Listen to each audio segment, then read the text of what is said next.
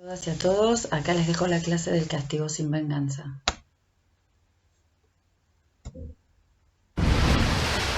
Yo confieso que he vivido libremente y sin casarme por no querer sujetarme.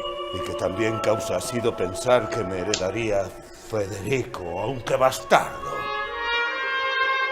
Me canso de hablarme del casamiento de mi padre cuando pensé heredarle. Que voy por mi veneno, yendo por mi madrastra, aunque es forzoso. Yo soy Casandra, ya de Ferrara, duquesa, hija del duque de Mantua. ¿Cómo puede ser que sea vuestra alteza y venir sola? ¡Qué bizarra es la duquesa! ¿Te parece bien, Matín? Me parece una azucena. No he visto mujer tan linda. Tú eres poderoso, amor. Ya Federico se muere y él me solía querer por la tristeza de ver que no obtendrá lo que quiere. Sin alma estoy. Yo sin vida. ¿Qué habemos de hacer? Morir. No hay otro remedio. No, porque perdiéndote yo, ¿para qué quiero vivir? Por eso me has de perder. Quiera Dios que Federico, con su buen entendimiento, se lleve bien con Casandra desde su encuentro. El duque, solamente por cumplir con sus vasallos, este casamiento ha hecho.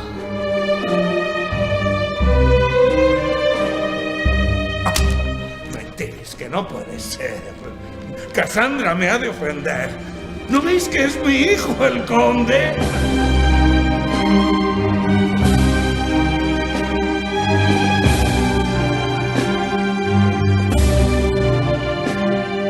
Seré padre y no marido, dando la justicia santa a un pecado sin vergüenza, un castigo sin venganza.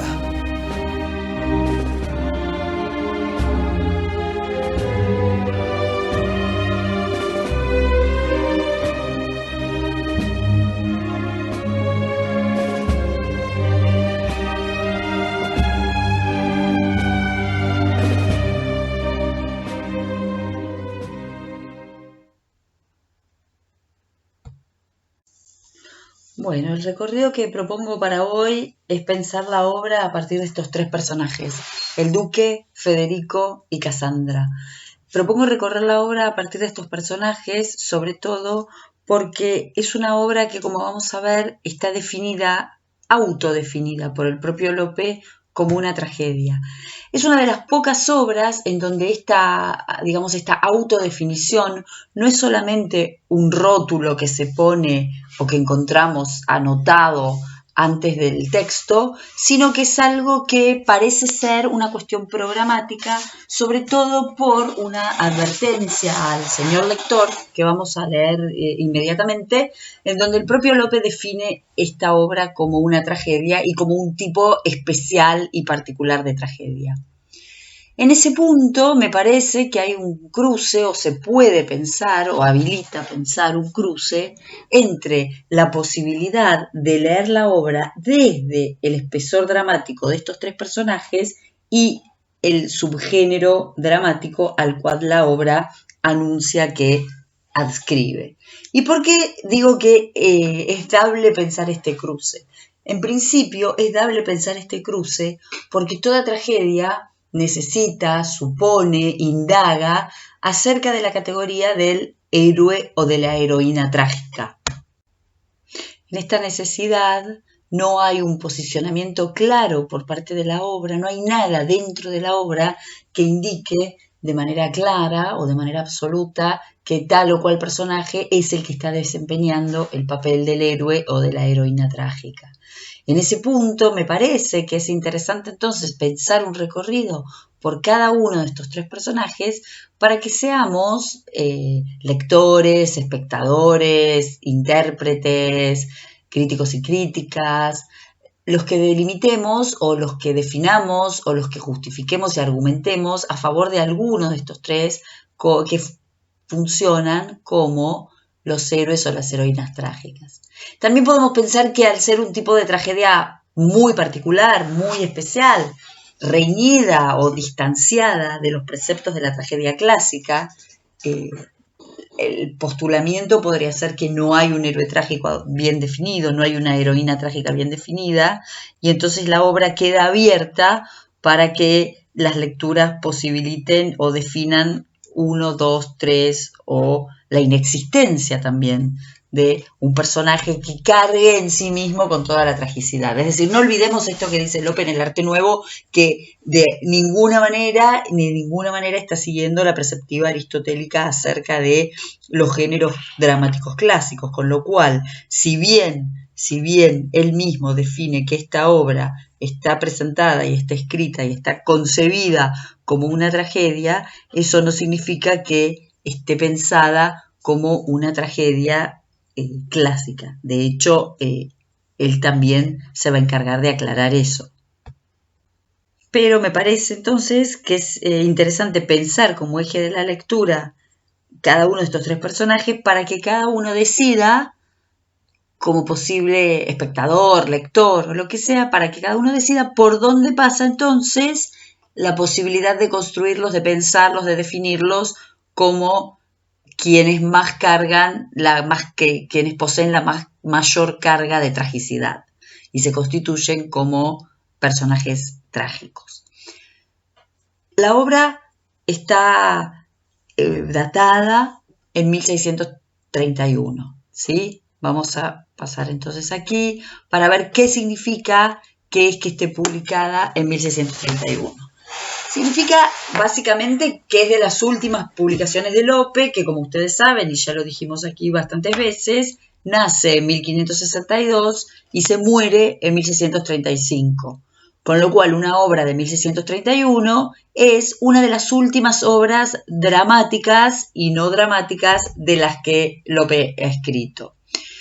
La crítica, bueno, ya estuvimos viendo un poco los periodos en los que se divide la producción de Lope, estuvimos viendo un poco toda la problemática la problemática del cruce que hace Lope entre su biografía y su literatura, cómo ese cruce en realidad en un principio fue leído por la crítica como una suerte de literaturizar la vida, pero luego la crítica, cambió sus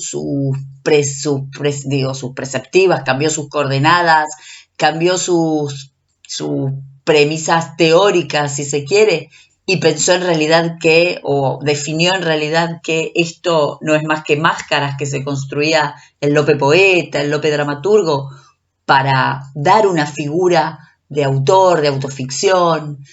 Y en ese punto es que esta división en ciclos, en algún momento, puntualmente en la década del 80, hubo un corte de este último periodo que se denominó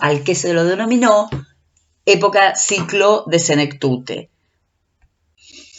Esta definición de este último ciclo, que corresponde, como les decía, a Juan Manuel Rosas, que es una definición que acuña en los años 80. Ustedes tienen en la bibliografía un artículo que se llama Lope de Vega y el ciclo de Senectute, pero también tienen otro que es Texto y contexto del castigo sin venganza, en donde queda bien claro cómo esa obra es una obra que Rosas piensa como emblemática de ese momento. Ese momento en realidad Rosas lo que hace es sumar, mezclar una suerte de características propias de la biografía, si quieren, de las condiciones materiales de producción de Lope, mezcla también coordenadas que tienen que ver con la definición de una senectute general, en donde Rosas toma como modelo la vejez de Cicerón y la problemática de Cicerón en su vejez, descripta por el autor latino. Involucra también cuestiones relacionadas con los estilos tardíos de los escritores, cuestiones teóricas más generales, y entonces a partir de allí construye una época, la época de Senectute, en la cual Lope tiene además algunas cuestiones biográficas muy puntuales, como que no ha podido ser cronista, no ha podido acceder al cargo de cronista real, que es un desvelo que lo cruza durante toda su vida. Pierde su último gran amor, que es Marta de Nevares, porque primero Marta de Nevares se vuelve loca, luego ciega, después se muere. Pierde una hija de él es raptada. Tiene como una suerte de competencia con los nuevos dramaturgos, que para Rosas esto implica como una especie de fracaso de Lope frente a fórmulas dramáticas más exitosas. Bueno, una serie de elementos que en la década del 80, cuando Rosas los acuña, la verdad que funcionaron como elementos bien novedosos y bastante definitorios de algunas cuestiones. La crítica posterior, por ejemplo, María Gracia Profetti, en un artículo que se llama El último Lope, que ustedes también lo tienen en la bibliografía, va a decir que en realidad las condiciones de producción de la obra dramática en este momento para Lope no son del modo en que las está planteando Rosas, que no hay de ninguna manera un fracaso, sino que lo que hay es una suerte de evolución en la fórmula de la comedia. Recuerden que nosotros habíamos visto esto cuando planteábamos que había algunas posiciones que decían que la década de 1630 era la década de oro de la comedia española. Y bueno, justamente El castigo entraría dentro de esa serie de obras que constituyen esta década de florecimiento, con lo cual no estaría pensado como un fracaso de Lope frente a otros autores, sino como una evolución de la fórmula, de la dramática, una evolución del público que está exigiendo y buscando otras cosas.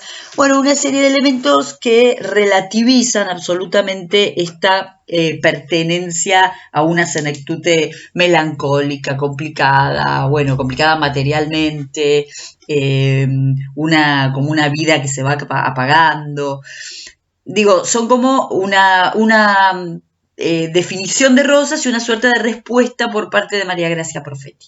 Y después tenemos acercamientos mucho más actuales, como por ejemplo el de Antonio Sánchez Jiménez, que lo que propone, esto creo que ya lo estuvimos hablando aquí, lo que propone es adelantar esa última época de producción de Lope, adelantarla por lo menos una década hacia 1620, 1621, en donde Sánchez Jiménez va a ver una especie de viraje en lo que es la figura autoral que se está construyendo Lope, y esto que dijimos muchas veces, intenta construirse como un autor erudito, intenta como desplazar un poco el lugar del dramaturgo exitoso para incursionar en el lugar del poeta exitoso, intenta construir una relación de diferencia con la poesía gongorina. Lo que dice Rosas es que en realidad en esta última época que él define, Góngora ya dejó de ser un enemigo, porque piensen que Góngora muere en 1627, y Lope, apunta sus dardos polémicos hacia los herederos de Góngora, que manejan una lengua poética que ya es prácticamente incomprensible. Bueno, Sánchez Jiménez adelanta todo esto y al adelantarlo, pensando en la década de 1620, involucra de lleno a Lope en las polémicas gongorinas y en el territorio de la poesía.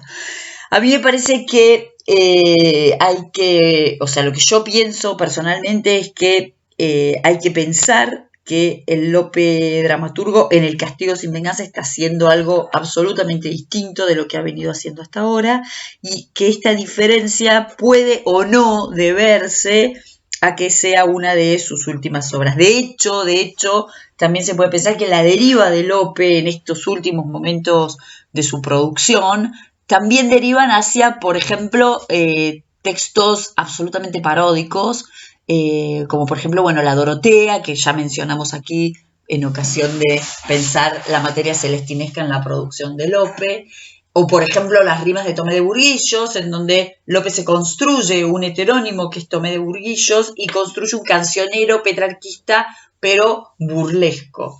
Entonces hay que pensar un poco que, no podemos pensar de ninguna manera una etapa uniforme que arranca en 1620 y finaliza con la muerte de Lope 15 años más tarde, y tampoco podemos pensar que es un periodo en donde la producción literaria de Lope va a estar absolutamente condicionada por su biografía, porque eso no es así. Lope desde el romancero, desde que empieza a escribir poesía en el romancero, empieza construyéndose máscaras, el Lope pastor, el Lope morisco, es decir, hay un montón de elementos que nos permiten pensar que en realidad este último momento no necesariamente tiene que estar condicionado por estas circunstancias biográficas. Y lo que sí también es claro, que bueno, eso después cada uno con más o menos experticia desentrañará las razones, es clara que esta obra es una obra diferente dentro de lo que es el total de la producción dramática de Lope.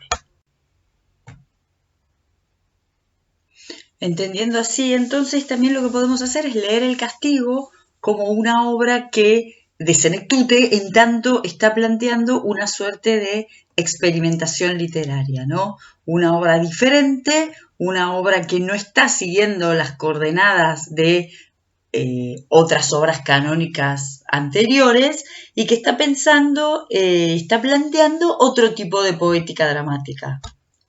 Pero también pensando que es una obra que está acompañando el espíritu de una década en la cual el teatro está cambiando de acuerdo a determinadas características del público, o sea, características de producción, características de circulación y sobre todo características de recepción, ¿no? Entonces eso también tenemos que tenerlo en cuenta. Vamos a ver un poco acá esta cita.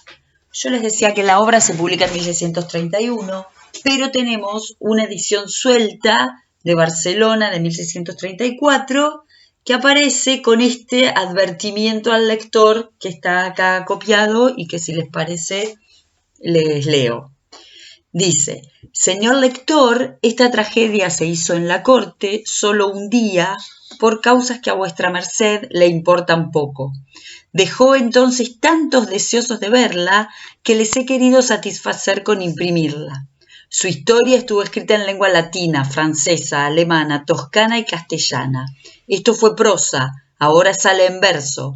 Vuestra merced la lea por mía porque no es impresa en Sevilla, cuyos libreros, atendiendo a la ganancia, barajan los nombres de los poetas y a unos dan sietes y a otros sotas, que hay hombres que por dinero no reparan en el honor ajeno, que a vueltas de sus mal impresos libros venden y compran, advirtiendo que está escrita al estilo español, no por la antigüedad griega y severidad latina, huyendo de las sombras, nuncios y coros, porque el gusto puede mudar los preceptos, como el uso los trajes y el tiempo las costumbres.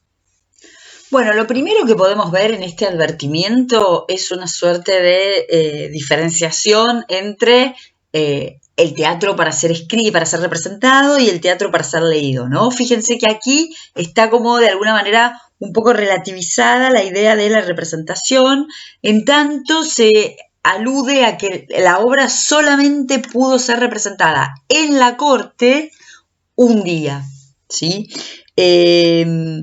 Bueno, hay como algunas teorías acerca de esto. En el caso de Rosas hay como involucra una cuestión de censura dentro de esta posibilidad, además de pensar que es una obra que no está adaptada a los gustos del público, digo, esto que estuvimos hablando recién hace un rato, algunas cuestiones de censura. Para Rosas esta obra evocaría de alguna manera la relación entre el infante Don Carlos y Felipe II. El infante Don Carlos es un hijo de Felipe II, que heredero al trono que aparece muerto, por razones no del todo aclaradas.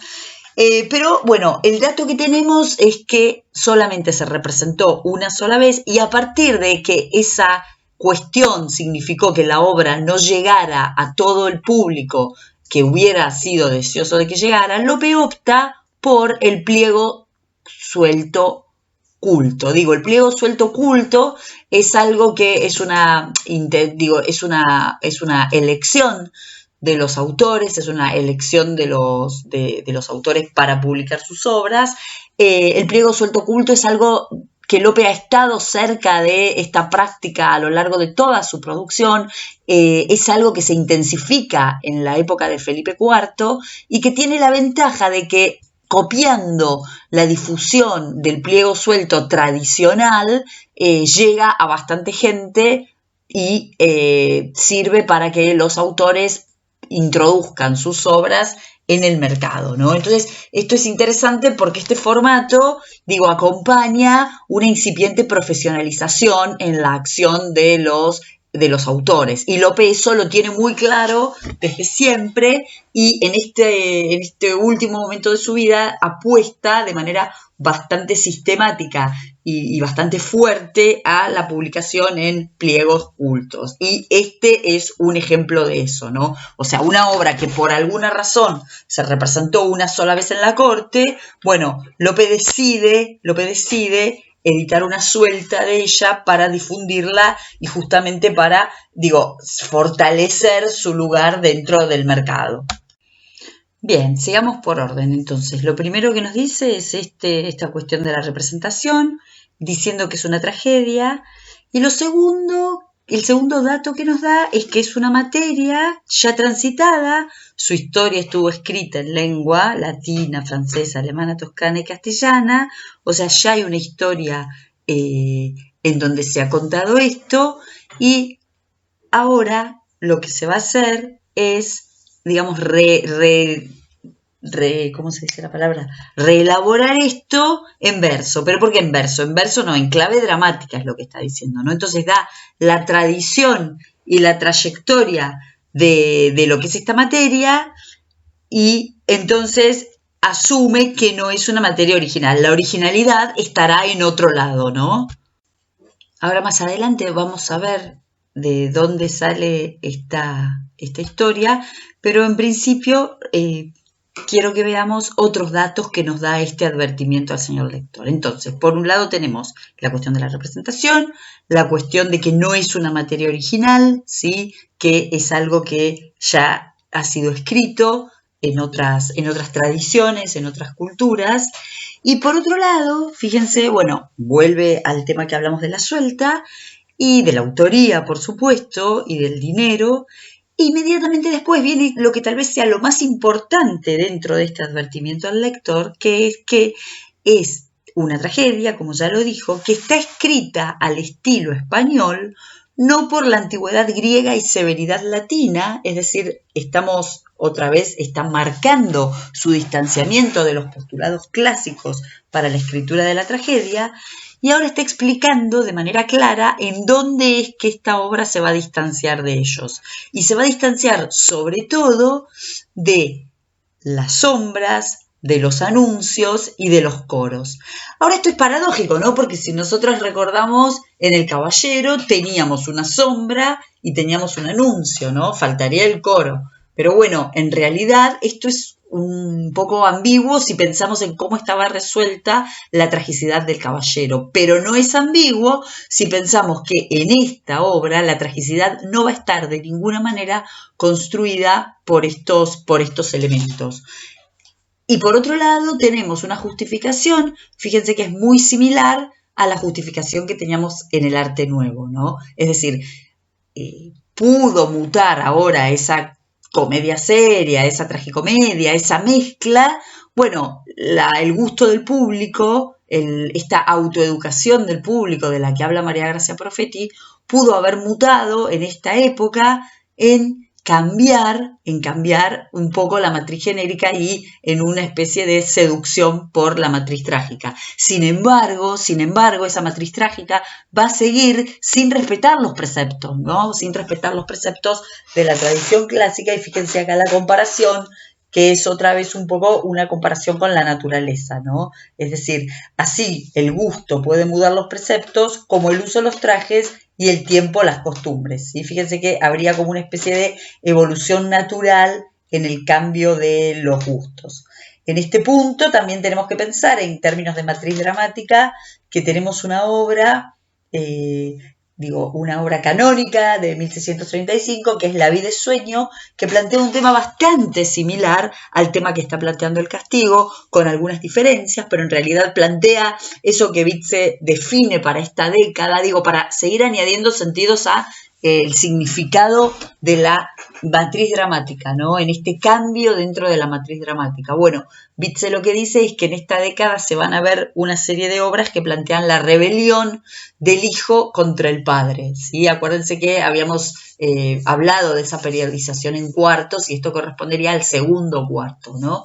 Y Bitze, acuérdense que habla de la comedia de la modernidad, en donde va a ocurrir esto, y no es casual esta cercanía entre el castigo y la vida de sueño. Digo cercanía, en términos de rebelión hijo-padre, pero no en términos ni de materia dramática historia que se está contando, ni en términos de resolución del conflicto, ¿no? En realidad lo que podemos pensar es que el castigo, esto lo podemos desarrollar si quieren más adelante, el castigo también está tematizando la libertad del ser humano, en los mismos términos que la está dramatizando la vida de sueño, pero la resolución es muy distinta, ¿sí? Podemos pensar que tanto Federico como Segismundo están encarnando en sus personajes una concepción de libertad que Segismundo resuelve, ¿sí? Segismundo resuelve, por arriba, logra salir de su torre, logra salir de su laberinto, logra salir victorioso, a pesar de poner en juego su vida, su reino, su modo de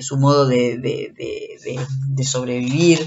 En cambio, Federico no logra salir de ese laberinto, no logra salir de esa torre figurada en la que está encerrado y, por supuesto, termina venciendo a su padre, ¿no? Pero podemos pensar que ambas obras lo que están tematizando es la libertad y el modo en que tiene cada ser humano, cada personaje, de resolver esa situación de libertad y de toma de decisiones que para el hombre barroco además es tan contextual y es un problema tan candente, ¿no? Dentro de su construcción vital. Entonces, en ese punto podemos pensar que estamos frente a una matriz dramática diferente. Ya la tragicomedia o la comedia seria ya no puede resolver estos problemas y se tiene que constituir en otro elemento que es este tipo de tragedia, ¿no? Este tipo de tragedia que en realidad, como bien lo dice Lope en este advertimiento al señor lector, no tiene nada que ver con la antigüedad griega. María Gracia Profetti la llama tragedia palatina, ¿sí? Define un tipo de género en particular llamado tragedia palatina para este tipo de obras. Pero bueno, lo básico es que entendamos que hay una diferencia. Vamos a ver entonces ahora cómo es esta materia ya transitada en la que Lope, asume él mismo la falta de originalidad, por llamarlo de alguna manera.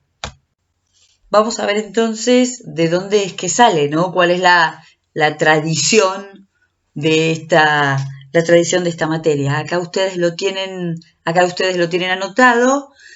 Fíjense que tenemos un primer texto que es la prima parte de Le Novelle de Bandello, que está publicada en Lucca en 1554. Es el número 44 de esta colección de novelas del Bandello, que es un novelista italiano. Con el modelo novela a la italiana, que ustedes ya lo deben tener más que conocido por las lecturas que estuvieron haciendo de narrativa. Y entonces fíjense que acá tienen el título de esta novela, ¿sí? Que se presenta con el título, yo no sé italiano, pero es Il Marchese Niccolo terzo da este trovato, il figliuolo con la matrigna in adulterio a tutti due in un medesimo giorno fa tagliare il capo in Ferrara. Entonces acá tienen la ubicación, el adulterio, la relación entre el padre y entre el hijo y la madrastra, ese adulterio, un adulterio medio incestuoso. Esta novela de Bandello, de 1554, tiene una traducción francesa, ¿sí? Que está como introducida bajo un libro que se llama Histoire tragique, traducción francesa de Bandello y Pierre, esas señores que están ahí. Esto fíjense que se difunde como lo dice acá, se difunde entre 1559 y 1582, y lo importante es que de este título, fíjense que ya está en el título, está en la idea de lo trágico, y fíjense, acá tienen bien hechas las aclaraciones que de las 288 novelas que constituyen la colección de Bandello, acá hay una traducción de tan solo 73 y que está de alguna manera reescrita, ¿no? O sea, es una traducción en donde también hay intervención de los editores, porque fíjense que añaden nuevos pasajes, cambian detalles, varían la línea argumental y le dan este aire trágico, esto es bien importante, le dan este aire trágico con el que se anuncia la colección, ¿sí? Entonces esa sería como el segundo hito, la segunda parada en este recorrido hacia la materia utilizada en el castigo. Por otro lado, fíjense que uno de los traductores, Belforet, hace una selección previa y se publica en 1558 y se traduce fielmente al castellano con un título casi idéntico, Historias trágicas ejemplares, en Salamanca en 1589, ahí tienen marcada la fecha, y en los 14 años siguientes hubo 2 ediciones más, una en Madrid en 1596 y otra en Valladolid. Entonces seguramente que Lope de aquí recoge la línea argumental del castigo, al igual que la trama para usar 3 comedias, La Quinta de Florencia, El desdén vengado y Castelvines y Monteses. De ahí, allí Lope también saca material de esta colección para La Quinta de Florencia, El desdén vengado y los Castelvines y Monteses. A esto también yo me refiero cuando digo que la materia es una materia dúctil, ¿sí? O sea, es una materia que se adapta a distintos modelos, ¿no? Eso es importante. Entonces, fíjense que hay como obras de teatro de Lope en donde se esbozan determinadas relaciones incestuosas, hay un montón. En la mayoría de las ocasiones esas relaciones se resuelven en comedia cómica, ¿sí? O sea, se toma como un enredo más, enredos que no saben que son hermanos y se enamoran, pero bueno, inmediatamente la línea dramática deriva para otro lado, que se enamoran de otras personas, o sea, es raro que esta desemboque en tragedia. En este caso hay una intencionalidad particular de construir la tragedia. O sea, ya sea o por el texto que le da origen, ya sea por una cuestión contextual, ya sea por una cuestión de matriz dramática del momento en que está escrita esta obra, más allá del autor, bueno, sea lo que sea, es una materia dramática que está moldeada para construirse en materia trágica. Entonces eso es importante. Como de una misma materia se pueden ir sacando distintos modos. Entonces, una misma materia implica el modo distinto en que se va a dramatizar.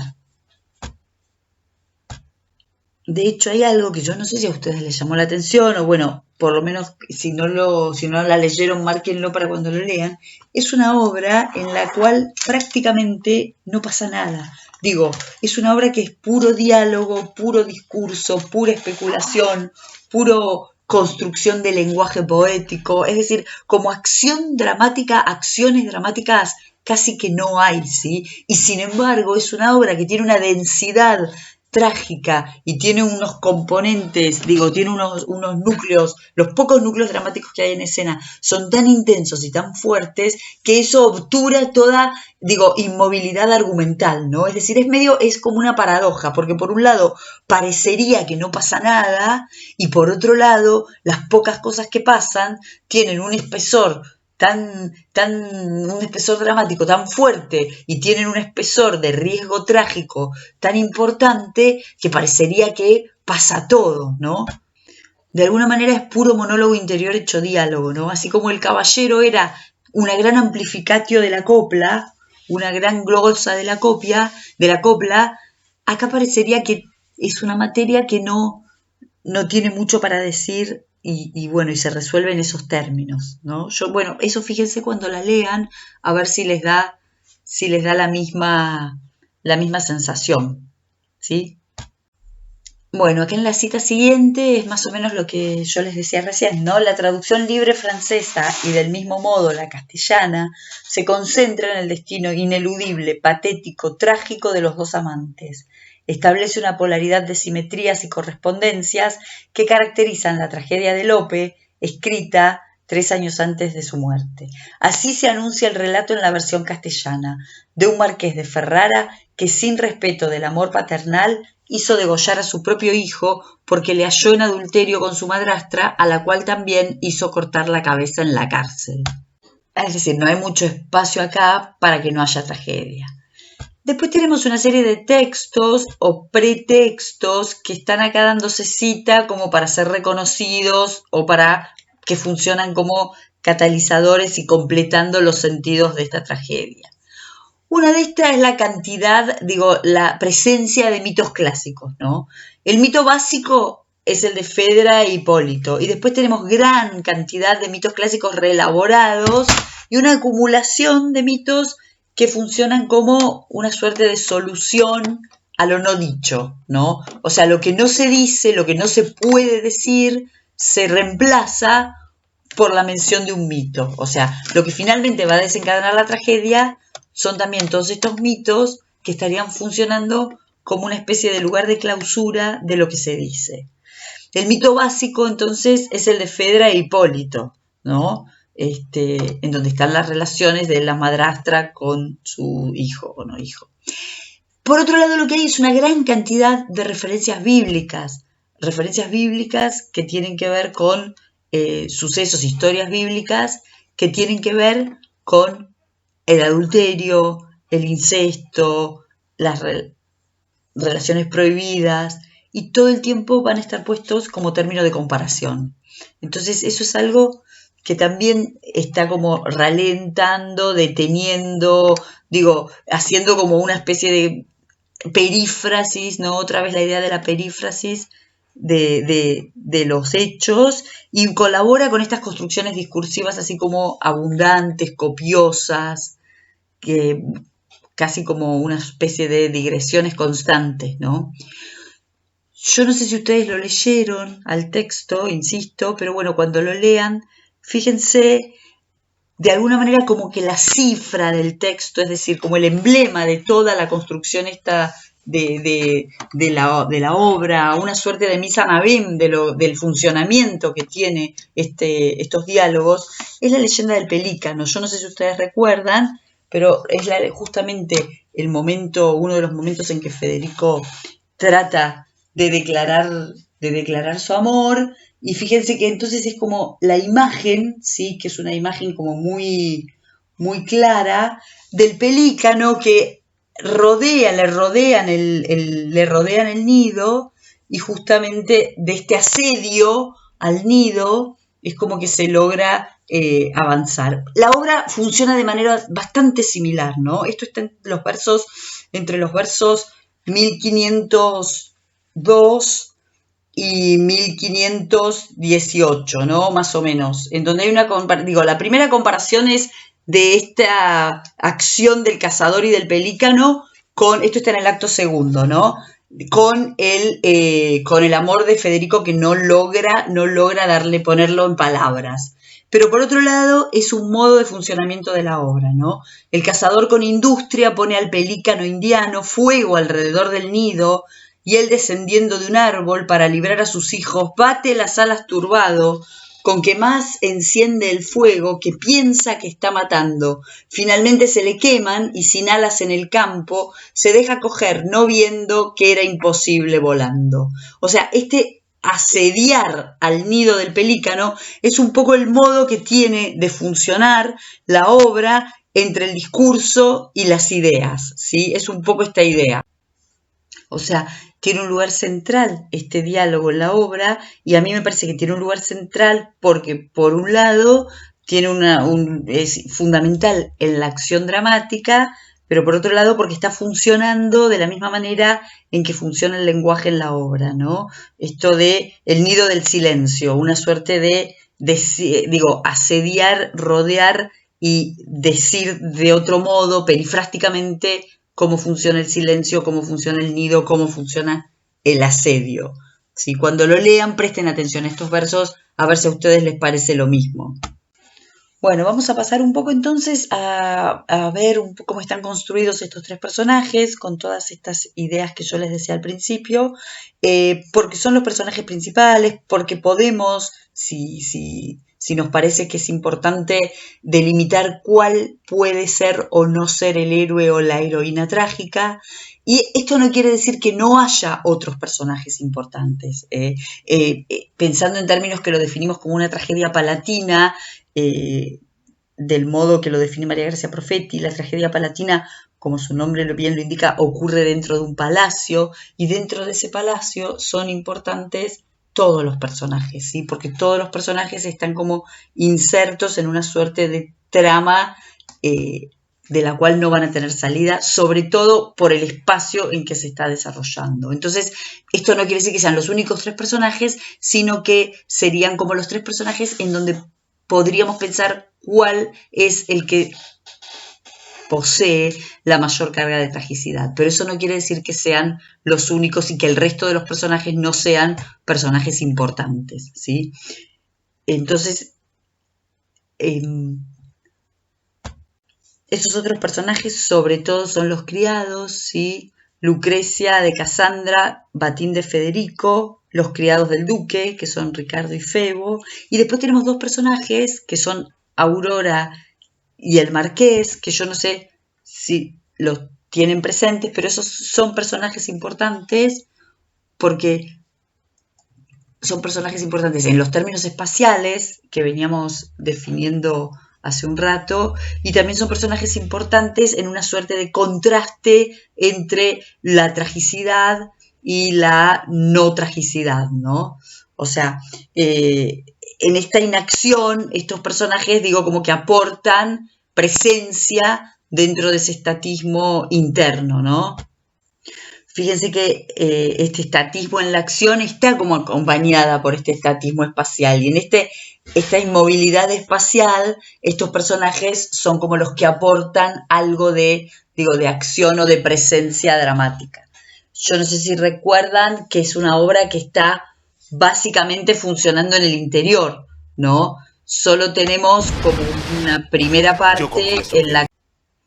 Perdón, se fue para otro lado. Estaba diciendo que hay muy pocos espacios exteriores, ¿no? Muy pocos espacios exteriores que, bueno, vamos a verlo dentro de un ratito, pero el primero que tenemos es el espacio ese exterior de una suerte de recorrida por prostíbulos por parte del duque, ¿no? O sea, una presentación de un señor poderoso que la primera imagen que nos da la obra que tiene el espectador es de esta persona que está recorriendo un lugar de prostitutas, y es uno de los pocos espacios externos que existen en la obra.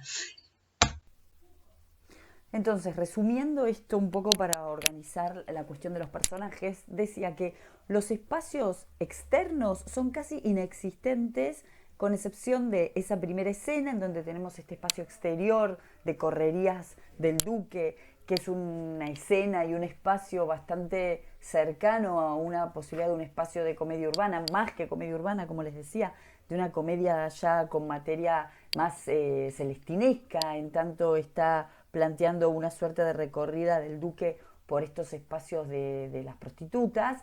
Y por otro lado tenemos el otro espacio exterior que va a ser construido como una especie de locus amoenus, en donde se recrea el encuentro entre Federico y Casandra, ¿sí? O sea, el duque manda a su hijo a recibir a su futura esposa, y esta recepción en realidad tiene como una acción externa, que la podemos pensar como una acción trágica porque es una caída, y esa caída hace que el encuentro sea un encuentro bastante mediatizado por lo corporal, por el contacto corporal, y por añadidura en un espacio que tiene todas las características de un locus amoenus pastoril. Entonces eso está también como adelantando la situación trágica que va a venir después. Igual sobre esto vamos a volver. Lo que me interesa ahora marcar es que, volviendo a la idea de los personajes, que hay otro tipo de personajes, que son personajes importantes, que son personajes que existen dentro del palacio, recuperando otra vez esta idea de Profeti y también de Joan Olesa acerca de un cambio en la matriz genérica en las obras de esta época, que deriva hacia lo que llaman o comedia heroica o tragedia palatina. Entonces, todo esto que sucede dentro del palacio necesita de estos otros personajes, ya sean los criados, ya sea el personaje del marqués y de Aurora, que son los que tienen que ir como comentando, construyendo la acción, multiplicando los puntos de vista desde los cuales se comenta la acción, es decir, sumándole espesor discursivo a esa única acción que está ocurriendo. Estos personajes en realidad son importantes, pero actúan como una suerte de espejos dentro de ese espacio palaciego. Es decir, son espejos que en tanto que espían, reflejan las acciones, las interpretan, las vuelven a reflejar de otra manera. Entonces no tenemos que perder de vista que hay más personajes, pero que los fundamentales son estos tres, sobre todo por el tema de pensar cuál de ellos está encarnando la mayor tragicidad de la obra. Bueno, vamos a ordenarnos un poco y vamos a arrancar con el personaje del duque entonces. El personaje del duque tradicionalmente fue visto por la crítica, por la misma crítica que ve que los héroes trágicos en las comedias de Calderón, en las tragedias de Calderón son los varones y no las mujeres asesinadas. Esa misma crítica, que es la crítica que funcionó hasta aproximadamente la década de los 70 del siglo XX, esa crítica ve que el duque, o propone la posibilidad de que el duque sea el héroe trágico de la obra. Lo que sí plantea el personaje del duque es una especie de cambio en lo que es el personaje del principio con lo que es el personaje del final. Y vamos a ver cuáles serían las razones que producen ese cambio en el personaje. No quiero llamarlo evolución, a pesar de que gran parte de la crítica lo denomina evolución, pero yo no quiero llamarlo evolución. El primer acto ya se plantea la constitución trágica de este personaje. Es un personaje que no tiene honor, que es un buen padre, ahora vamos a ver por qué este buen está entre comillas, y que está obsesionado por su herencia. Y todo se plantea ya en esta primera escena, que como decíamos hace un rato es una escena nocturna, es una escena que podría ser confundida con una escena de comedia urbana, y es una escena en la cual el duque, junto con sus dos criados, Febo y Ricardo, está rondando la casa de una prostituta. Entonces, esto de aquí se desprende que el duque no tiene honor, ¿sí? No tiene honor en su comportamiento a partir de las coordenadas de masculinas hegemónicas que piensan el concepto del honor como lo vinimos describiendo ya en los encuentros anteriores, en las obras anteriores. O sea, el duque está pensado, esto que yo les decía, está pensado como un héroe trágico desde una masculinidad hegemónica, ¿sí? Es decir, no tiene honor porque ronda por las casas de las mujeres, de las prostitutas.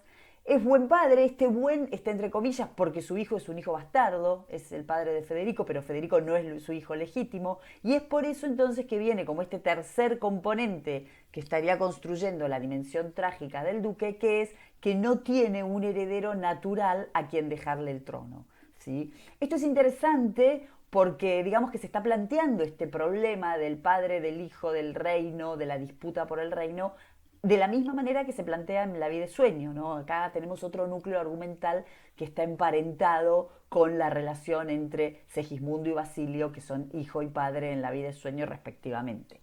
Bien, acá es el duque el que está obsesionado por conseguir un heredero, y es por eso que está como construido en este primer acto desde ese triple aspecto, ¿no? Es un hombre que no tiene honor, es un hombre que se la pasa, digamos, en escenas similares a la de planteada en el primer acto, la primera escena del primer acto, y por otro lado tiene un hijo bastardo y no tiene un sucesor natural. En esta primera escena, además, nos enfrentamos a lo que es la primera presentación del duque.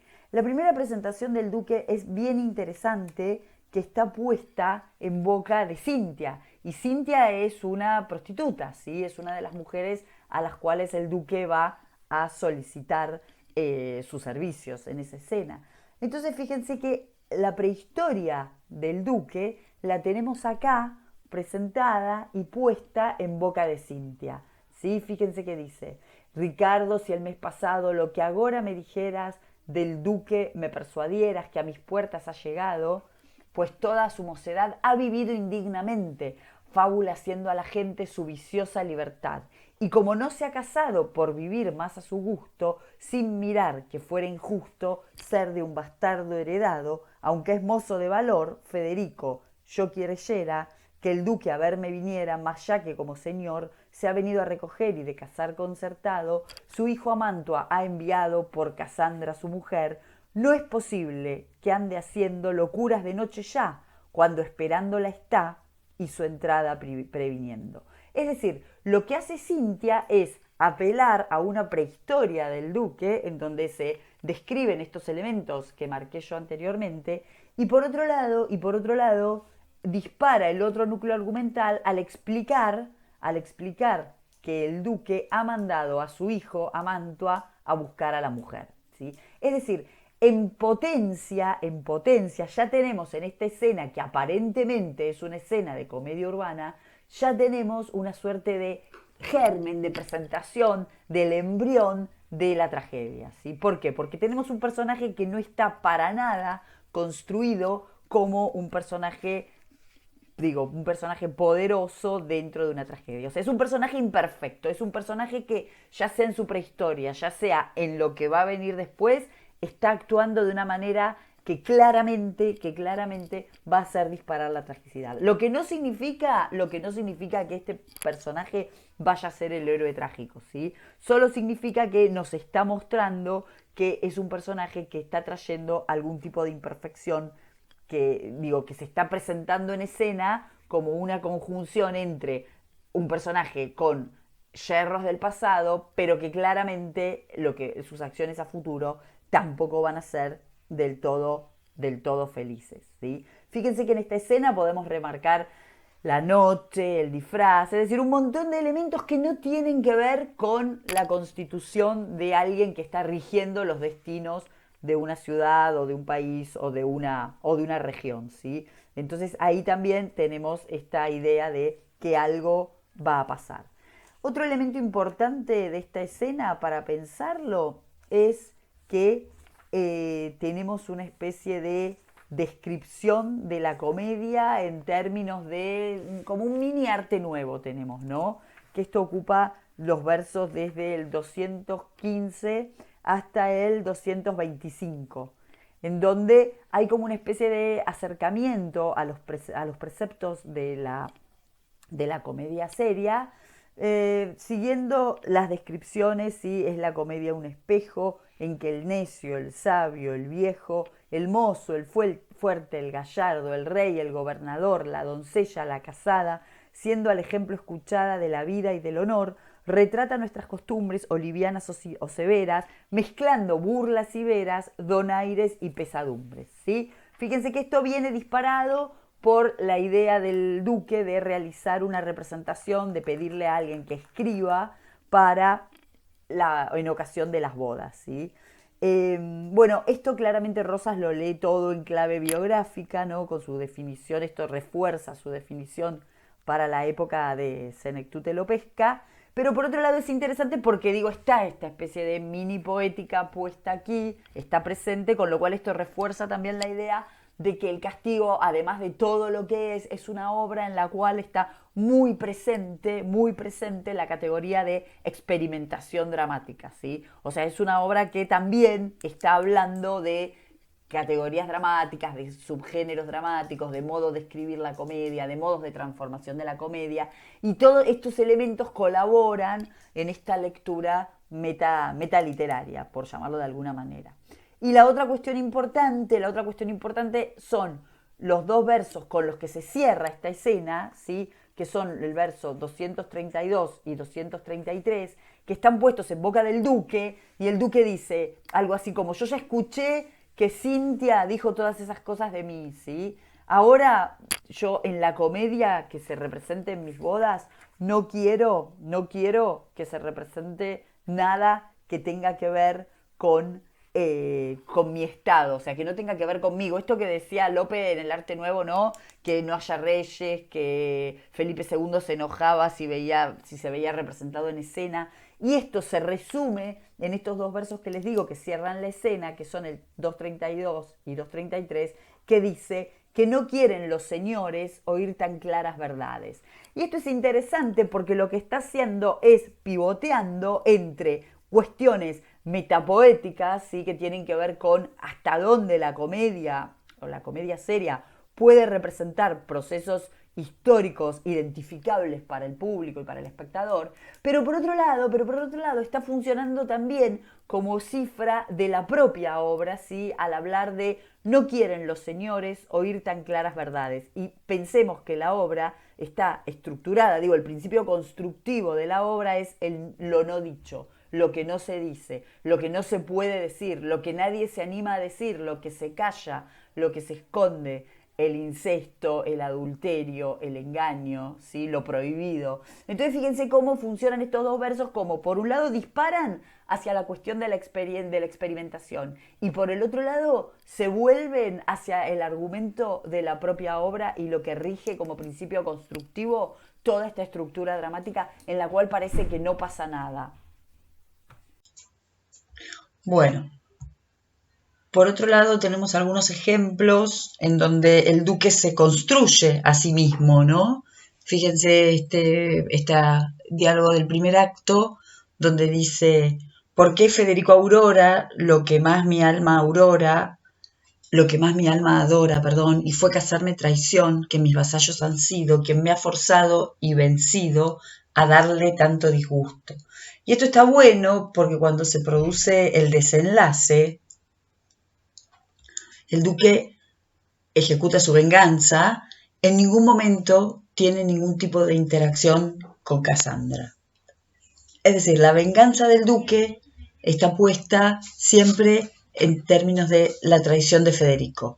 Casandra, en realidad, está funcionando como vino funcionando a lo largo de toda la obra, como un objeto de cambio, un objeto de intercambio.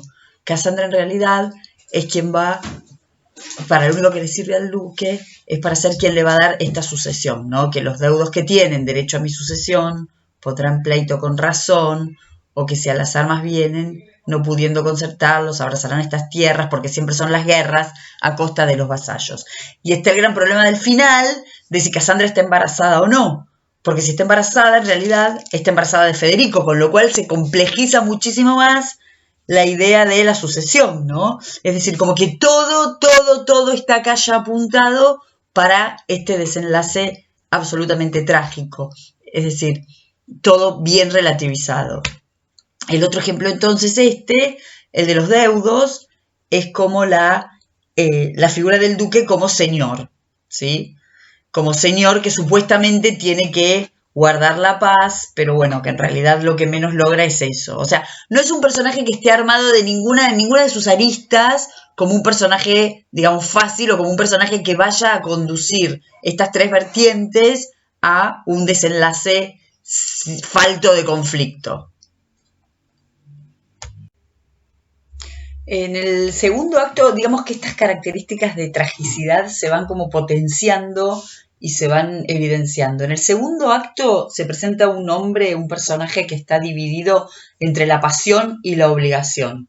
Es decir, es un hombre que se ha casado, pero que el casamiento no ha resuelto nada, sino, por el contrario, a otra vez, como complicado esa personalidad, y otra vez el duque es un hombre con una vida disipada, licenciosa, no es para nada un buen esposo, como bueno, todo parecía hacer pensar que esto iba a suceder, ¿no? Entonces acá tienen, por ejemplo, una cita de unos versos que dice Casandra, que dice: que venga un hombre a su casa cuando viene al mundo el día, que viva a su fantasía por libertad de hombre pasa, ¿sí? Esto es al comienzo del segundo acto, en donde lo que hay un juego, como en La Dama Boba, un juego temporal, o sea, esto que habíamos hablado de los entreactos que dejaban pasar el tiempo para la verosimilitud. Bueno, en El Castigo eso también sucede, y fíjense que arranca el segundo acto con un diálogo entre Casandra y su criada Lucrecia, en donde dice justamente que ha pasado el tiempo, cuando dice, bueno, por ejemplo, arranco en el verso 1024, que dice: dichosa la que no siente un desprecio autorizado y se levanta del lado de su esposo alegremente, la que en la primera fuente mira y lava, o cosa rara, con las dos manos la cara, y no en llanto cuando fue mujer de un hombre sin fe, con ser duque de Ferrara. Y acá sigue Casandra, y acá es donde señala el paso del tiempo, cuando dice: solo una noche le vi en mis brazos en un mes, y muchos les vi después que no quiso verme así. Es decir, acá tenemos el dato de que ha pasado el tiempo, tenemos el dato de que es un pésimo marido, que está otra vez, haciendo caso omiso de su tarea de marido, de hombre de familia, Y entonces, bueno, ahí están, de este monólogo salen estos versos de Cassandra en donde nos está anunciando esto, ¿sí?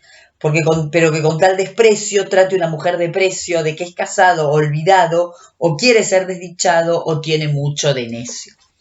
Este acto en realidad se agudizan estas características, pero se produce hacia el final del acto una suerte de conversión del duque que decide partir del palacio, ¿sí? Partir del palacio a unas guerras santas al lado del Papa.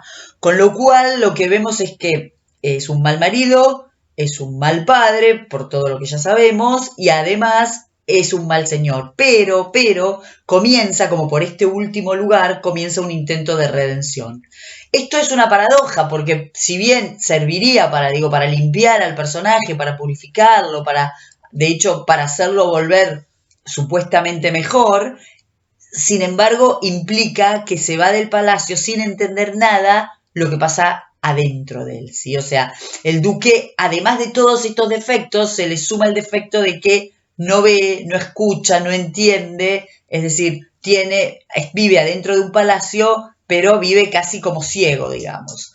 Entonces, bueno, esto es lo que provoca que el segundo acto finalice con esta decisión del duque de partir del palacio y con algunos parlamentos que en realidad lo que están haciendo es, por su ambigüedad, como en el caso del caballero, como en el caso del caballero de Olmedo, ¿no? Están poniendo en juego la ironía trágica, ¿no? Es decir, un montón de cuestiones que el duque no entiende y que no ve, las reformula en escena de otra manera, cuando claramente tanto el resto de los personajes como el espectador sabe perfectamente que eso no hace más que acelerar el riesgo trágico, ¿sí? Por ejemplo, el diálogo que tiene con Federico antes de irse, ¿sí? Fíjense que le dice, ese diálogo que se da en el acto segundo entre los versos 1682 y 1709, ¿sí? Es un diálogo que es interesante por una serie de cosas, pero yo solo rescato de acá. Primero, esto que decía de la presencia de la ironía trágica al modo de lo que se dice de un modo para que se entienda otro, ¿no? Por ejemplo, cuando dice, no en vano lo que piensas me encubrías, si solo te partías, que ya será conmigo, que a tu lado no pienso que tendrás mejor soldado, eso le dice Federico a su padre, y el padre le responde, eso no podrá ser porque no es justo, conde, que sin los dos mi casa quede, ninguno como tú regirla puede, esto es razón y basta ser mi gusto. Es decir, fíjense cómo en esa confusión, esa ambigüedad entre ninguno como vos regirla puede, está presente la idea de que el mal marido, que es el duque, en realidad es ahí donde Federico es capaz de regir como corresponde, ¿no? Es decir, como Federico es quien va a ocupar en todo sentido el lugar de su padre en su momento de ausencia. Por otro lado, este diálogo también es interesante porque está planteando un marco medianamente histórico, ¿sí? O sea, fíjense que el diálogo empieza con este verso que dice el duque, escríbeme el pontífice por esta que luego a Roma parta, es decir, le está dando como un marco de historia que podemos pensar que es requerido por la tragedia, ¿sí? Acuérdense otra vez lo que decía Lope en el Arte Nuevo, ¿no? Por materia la tragedia tiene la historia y la comedia el fingimiento. Bueno, acá se está dando como un supuesto anclaje en algún hecho histórico, o por lo menos la presencia de una supuesta guerra santa. Y por otro lado, lo último para marcar de este diálogo, pero que en realidad es algo para que ustedes lo puedan ir rastreando a lo largo de toda la obra, es que este diálogo está construido en una estrofa que no es una estrofa con la que nos hayamos encontrado en las obras anteriores y que es una estrofa más característica de este momento de la comedia, que es una estrofa más característica, por ejemplo, del teatro calderoniano, que es la combinación la combinación un poco anómica, sin ninguna regla, de endecasílabos y heptasílabos. Y eso se llama silva, ¿sí? La silva va a ser la forma estrófica más común en el teatro de Calderón. Y en Lope, la verdad que no es algo que Lope use con frecuencia, pero sí lo encontramos bastante en estas obras posteriores a 1630. Entonces, bueno, de este diálogo entre Federico y el duque podemos, razonar todos estos otros elementos más allá de su funcionalidad dentro del armado dramático y la función que cumple acá la ironía trágica, como en otros lugares de la obra. En resumen, el duque no entiende, y por eso abandona el palacio que es, como ya dijimos, es el espacio por excelencia de la acción dramática. Nada de lo que suceda en el exterior a partir de lo que ya sucedió en el palacio podrá, digamos, borrar o cambiar el derrotero trágico de estos personajes, y eso hace aún más fuerte la falta de entendimiento, la falta de buena interpretación por parte del duque. En un punto en esto, el duque también lo podríamos pensar como un personaje, o sea, pensando un poco lo que habíamos afirmado con el caballero, y pensando un poco lo que dice Mark Bitzer de esta segunda generación que propone un enfrentamiento hijo-padre, podríamos pensar también que el duque es un personaje de otra época, ¿no? No en la misma manera que el caballero, no en la misma manera que el comendador, pero sí de alguna manera el duque está como planteando un momento distinto en el cual se ve como obturado el paso de las nuevas generaciones. Insisto con lo que ya dije, en La vida de sueño esto se resuelve, acá provoca una tragedia. En cuanto al tercer acto, en lo que tiene que ver con el personaje del duque, supuestamente hay un regreso victorioso, pero supuestamente se ha producido una suerte de metamorfosis en la cual el duque vuelve decidido, como dice acá, a ordenar el reino y la familia, ¿sí? Y esto, no hace otra cosa más que aumentar la ironía trágica, porque justamente todo otra vez vuelve a chocar, la mala lectura del duque vuelve a chocar con la situación que ha dejado en su palacio. Cuando repasen la obra, esta situación se ve de manera bien clara en el recibimiento que hacen todos los personajes presentes en el palacio al duque cuando regresa, ¿no? Esto ocupa los versos 2289 hasta el verso 2340 más o menos, ¿no? Entonces, fíjense que esto es bien importante porque es lo que está como preanunciando el desenlace del final, ¿sí? Y continúa en esa línea de ambigüedades de sentido que planteaba este diálogo que habíamos visto entre el duque y Federico, ¿sí? Acá, por ejemplo, tenemos en el verso 2310, dice que, o un poquito antes tal vez, ¿no? En el 2307, hablando con Federico y con Casandra, el duque dice: bien sé que entre ambos ese amor merezco y que estoy de los dos tan obligado cuanto mostrar en la ocasión me ofrezco, que Federico gobernó mi estado, en mi ausencia he sabido tan discreto que vasallo ninguno se ha quejado, ¿sí?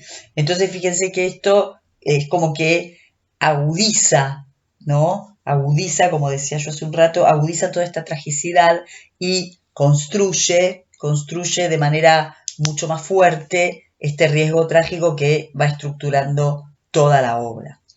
Y por supuesto que esto nos lleva después a reflexionar acerca del lugar, el papel, la función del duque en este desenlace, ¿no? Este desenlace que tradicionalmente se leyó, como lo dice el título, como un castigo sin venganza, y digamos que los argumentos para leerlo a favor de esto era que el duque no actuaba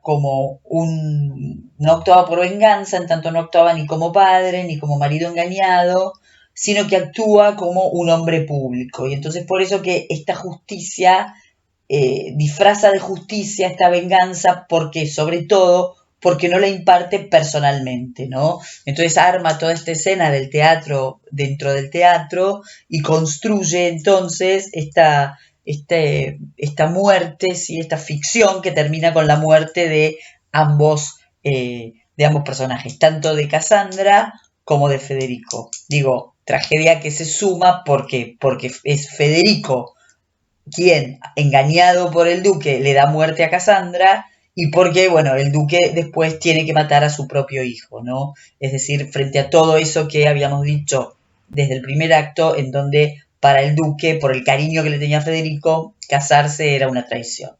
Si nosotros entendemos que aquí no hubo venganza, y si entendemos que le cuesta más el asesinato de Federico que el de Cassandra, y que el duque vuelve en tanto personaje como con una especie de renovación, de cambio, de firme convicción de cambiar su comportamiento a partir de su desempeño en las guerras santas. Bueno, si acordamos con todo eso, estamos en condiciones de afirmar que el duque podría ser el héroe trágico de esta obra. Pero lo que me parece también es que, digo, hay como una suma de elementos que se dieron cita alrededor de estas lecturas, y que me parece que en estos momentos, digo, en estas leyendo en el siglo XXI, me parece que esta teoría sobre el duque como héroe trágico tiene bastantes falencias y hace agua por bastantes lados. Así que bueno, esta es más o menos la presentación del duque, para que reflexionen cuando lean, para que vayan reflexionando sobre su espesor dramático como personaje y sobre su producción de sentidos en tanto héroe trágico o no, ¿no?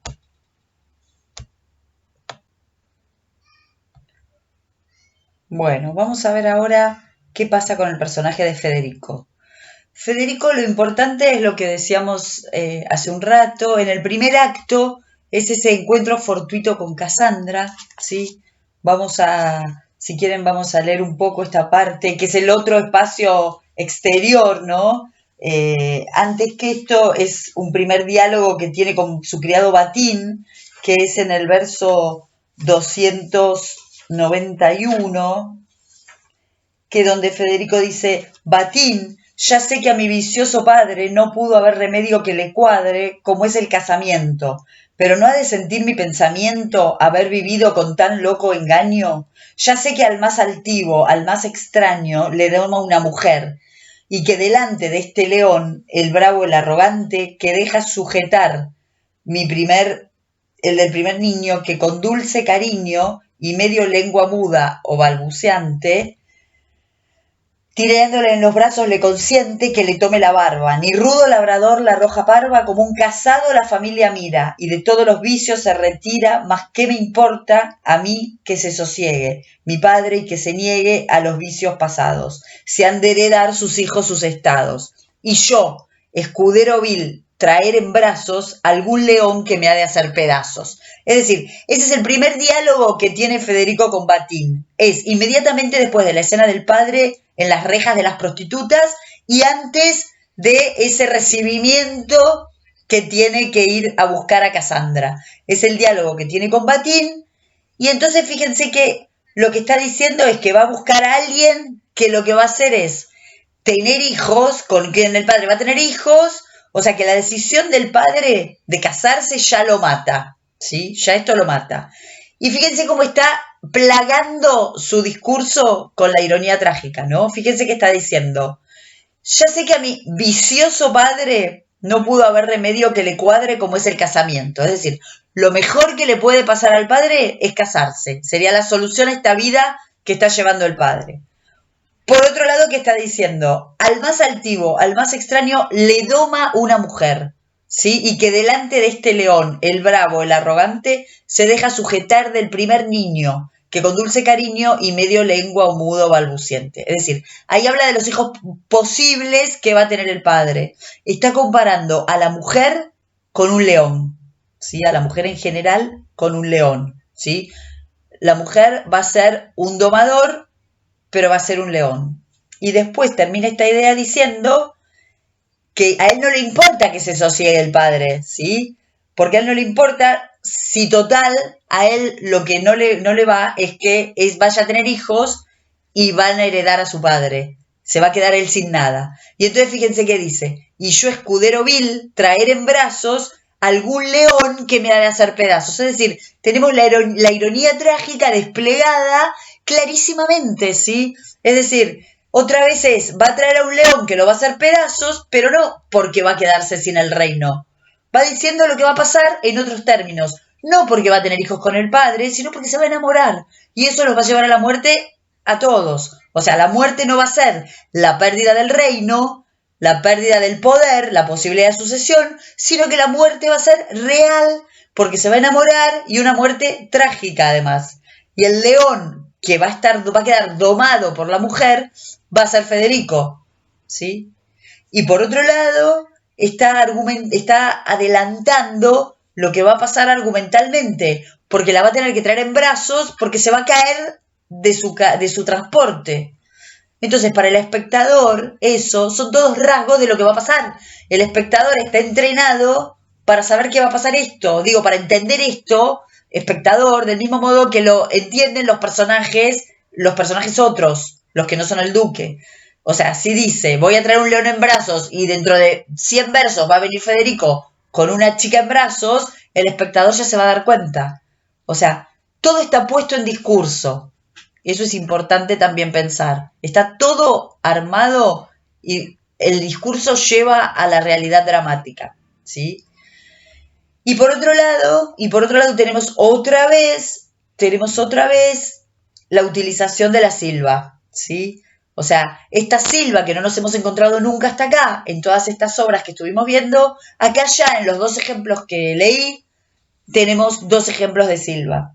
Y en este caso, o sea, además de estar mostrando un viraje en la utilización métrica de la utilización métrica y estrófica para las nuevas comedias o para las comedias de esta época, además de estar mostrando eso, lo que está haciendo está reconstruyendo a partir de este metro y de esta estrofa en decasílabos y heptasílabos, sin demasiado orden ni concierto, lo que está haciendo es evocando una forma estrófica característica de la literatura pastoril ya del barroco, ¿sí? Las soledades de Góngora, que es como una reformulación de lo pastoril, está escrita en silvas, ¿sí? Entonces esto también es producción de sentido dentro de esta obra. Entonces lo que está haciendo con la utilización de la silva es adelantar el espacio que viene ahora, en donde se va a desarrollar este encuentro entre Federico y Casandra. Es decir, es un montón de elementos que se van diseminando que después van a recobrar sentido al final de la tragedia, ¿no? Bien. La otra cosa que tenemos en Federico es, bueno, el encuentro fortuito, el enamoramiento, la resistencia a verbalizar la pasión. Federico está todo el tiempo oscilando entre el honor y la pasión, y eso no puede dejarlo hablar, eso no lo deja hablar, no puede verbalizar la pasión, ¿sí? Porque la idea de decirlo está como la idea de la realización, ¿no? Es decir, si yo la verbalizo, eso se hace real, y si eso se hace real, provoca la tragedia. Entonces lo que hay que pensar es cómo el silencio está en estrecha relación con la tragedia, ¿no? Lo que no se dice, lo que no se ve, digo, no es casual que la protagonista se llame Casandra. Entonces, entre Casandra y Federico, por ejemplo, nunca se dicen las cosas directamente. Yo no sé si ustedes se dieron cuenta de eso. Siempre se recurre a estos elementos mitológicos, a estas historias, a estos relatos. Y cuando se tiene que enterar de lo que ocurre es el duque, no se entera directamente, se entera a través de una carta que no sabemos quién la ha escrito, una carta que supone la escritura, una carta que no rompe el silencio, ¿sí? Porque al estar escrita no rompe el silencio. Bueno, entonces las cartas, los espejos que también están presentes, las historias, son todos modos de tapar lo que no se debería decir, ¿sí? Lo que no se puede decir. Bien, entonces, este enamoramiento que ocurre por una especie de casualidad, que es una caída, la caída siempre es un símbolo. Fíjense que en este encuentro lo importante es que primero es un encuentro que no se sabe entre quiénes es, ¿no? ¿Quién es cada uno? Hay un primer encuentro en donde no se sabe, o sea, Federico no sabe quién es Cassandra y Cassandra no sabe quién es Federico, ¿sí? Fíjense que esto lo podemos ver donde dice Cassandra cuando dice, Señor, en el verso 363, Señora, porque yo pueda hablaros con el respeto que vuestra persona muestra, decidme quién sois. Eso lo dice Federico. Y Cassandra le responde, Señor, no hay causa por qué no deba decirlo. Yo soy Cassandra, ya de Ferrara duquesa, hija del duque de Mantua. Entonces Federico le pregunta, ¿cómo puede ser que sea vuestra alteza y venir sola? Cassandra relata lo que ocurrió y dice, verso 378, pasar sola en este río parte de esta ardiente siesta, y por llegar a la orilla que me pareció cubierta de más árboles y sombras, había más agua en ella, tanto que pude correr sin ser mar, fortuna adversa. Mas no pudo ser fortuna, pues se pararon las ruedas. Decidme, Señor, quién sois, aunque ya vuestra presencia lo generoso asegura, y lo valeroso muestra que es razón que este favor no solo yo le agradezca. Federico le dice, después que me dé la mano, sabrá quién soy vuestra alteza, se pone de rodillas y Cassandra dice, de rodillas es exceso, no es justo que lo consienta, y Federico le dice, señora, es justo y es fuerza, digo, esa relación proxémica, mirad que soy vuestro hijo. Entonces, fíjense que esto que se introduce aquí para complejizar el riesgo trágico es la idea del incesto. O sea, si yo hubo una percepción de que se enamoraron, si yo hubo una percepción de que la lógica indica que Cassandra tenga que ser para Federico y no para el duque, ahora esto, con esta introducción de mirad que soy vuestro hijo, termina de estallar la tragicidad y le envía al espectador como el último guiño de que esto va a derivar en lo trágico. No hay solución posible porque se introdujo uno de los mayores tabúes de la civilización, que es el incesto. Aunque no sea un incesto realmente, ¿no? Pero ya en esto de decir, mirad que soy vuestro hijo, funciona como tal. Entonces eso ya permite complejizar la tragedia. No hay modo de salir de esto. No hay modo. Esto suma, por ejemplo, aquí, en estos ejemplos, que para nacer con alma, hoy quiero nacer de vos. Y después Cassandra, acá tienen esta cita, cuando se produce este reconocimiento de quién es Federico, va a decir en los versos 495 y 498, va a decir que me da más regocijo teneros a vos por hijo que ser duquesa en Ferrara. O sea, fíjense que como todo va caminando hacia la tragedia. Cómo se va construyendo el riesgo trágico en términos de que el espectador o el lector entienda cuáles son las cuestiones que están puestas en juego para que esto sea una gran tragedia, ¿sí? Y así se va construyendo toda la acción dramática.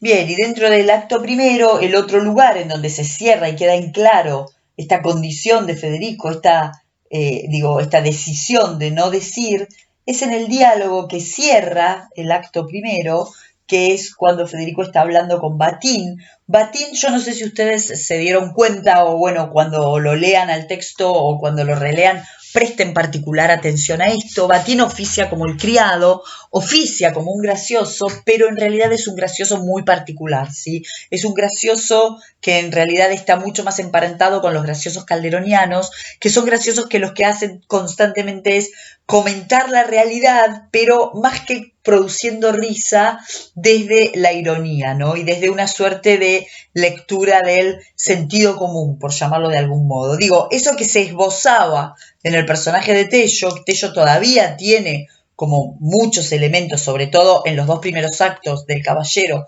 muchos elementos que lo emparentan con el gracioso tradicional. En el caso de Batín, casi que como que, triunfa en la construcción del personaje del gracioso un nuevo tipo de gracioso, que es justamente el que conjuga cuestiones de rasgos de ironía, con rasgos de sentido común, con ciertos comentarios que podrían pertenecer a cualquier persona que estuviera leyendo bien esta situación, ¿no? Entonces, en este último diálogo, que cierra la escena, es interesante porque se despliegan todos estos rasgos del personaje de Gracioso Complejo, y fíjense que entre los versos 958, por ahí, más o menos, que dice Federico: Jesús, Dios me valga, afuera de desatinados conceptos de sueños despiertos, yo tal imagino, tal pienso, tal me prometo, tal digo, tal fabrico, tal emprendo, no más extraña locura. Es decir, el diálogo con Federico es siempre consigo mismo, con su pensamiento, con sus imaginaciones, con sus sueños, el sueño despierto, ¿no? O sea, la vida es sueño, tenemos ahí a Segismundo, ¿no?